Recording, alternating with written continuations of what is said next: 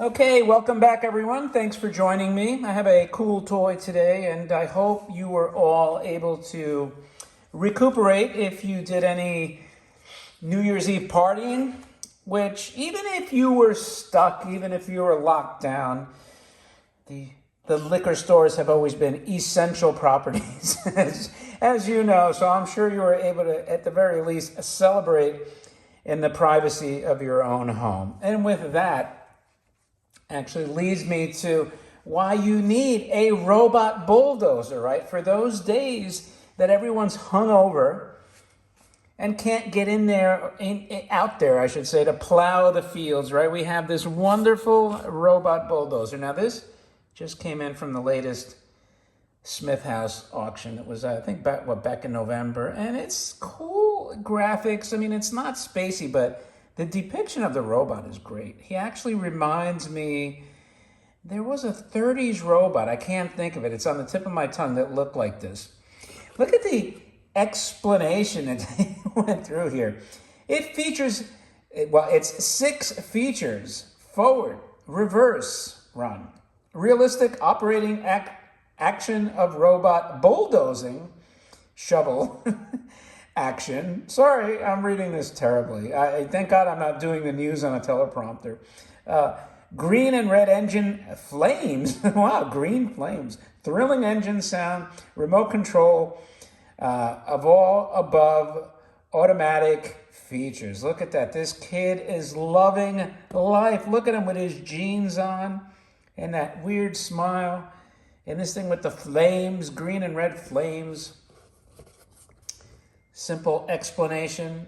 It's a robot bulldozer. What else did you think from KO? And that's your box. So the battery compartment didn't have the paper in it, right? So I didn't know which direction the batteries were going to go. Sometimes it doesn't matter, but in this particular case, it did matter because the first time I didn't get anything.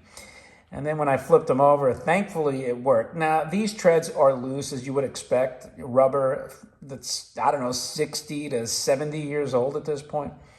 But the lights work, the motor turns on. So let's start with this first button press. How cool is that?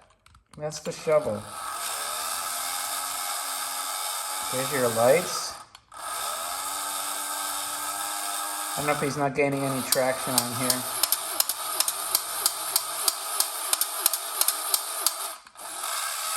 Yeah, he's getting stuck. So what's sticking over here? You know, this wire is very brittle. And, you know, that's the thing with these toys. You know, you got to be so careful. Let's see which, that's reverse. There's your engine sound. Let's see if he's spinning. Yeah, so there's your front.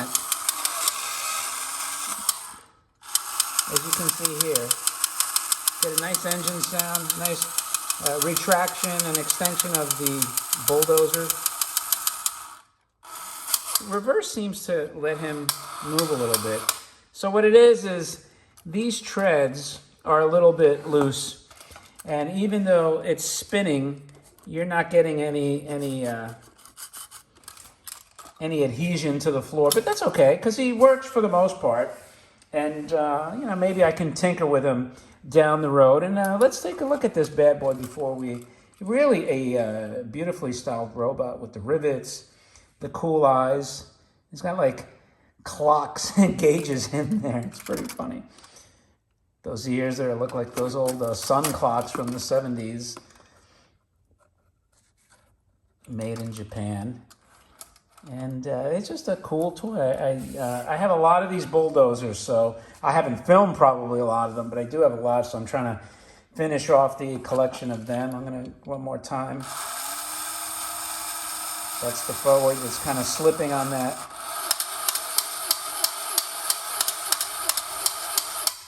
And that's your robot bulldozer. Before I go, think about it, right? We have farm machinery today that through the use of GPS and radar and LiDAR and all this stuff, it's essentially a robot bulldozer. So this wasn't that outlandish considering that we actually have this technology now that's functional and it's actually working.